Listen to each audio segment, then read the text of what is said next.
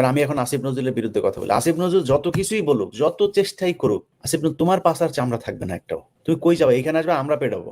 দেশে থাকবা আওয়ামী লীগ, কই যাবা আসিফ নজরুল? কত টাকা তুমি কামাইছো, যত টাকা কামাও, পৃথিবীর কোথাও যায় শান্তিতে থাকতে পারবা না। ইউনুস তো এমনিতেই বিদেশি গার্লফ্রেন্ড নিয়ে থাকে, ইউনুসের সমস্যা নেই, ওরা আমরা পাবো না, ওরা ও বাঙালি পট্টিতে আসেও না, বাঙালিদের সাথে ওর চেনেও না, যায়ও না, থাকেও না।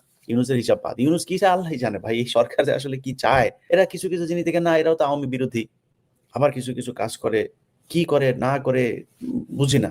তো ওদেরকে বলবো যে দমন করলে কঠোরভাবে দমন করতে হবে।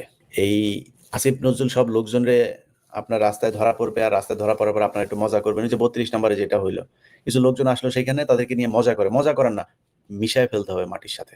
জামিন, জেলখানায় গেলেই জামিন পাওয়া যায়। আওয়ামী লীগ এটা বুঝতে পারছে যে জেলখানায় গেলে সমস্যা নাই, তখন স্লোগান দেয় জয় বাংলা জয় বঙ্গবন্ধু। স্লোগান কেন দেয়? স্লোগান দেয় কারণ ওরা জানে জেলখানায় গেলে সমস্যা নাই, আবার বের হওয়া যায়, টাকা কিছু টাকা দিলেই বের হয়। সব জজেরা এগুলো করছে এখন।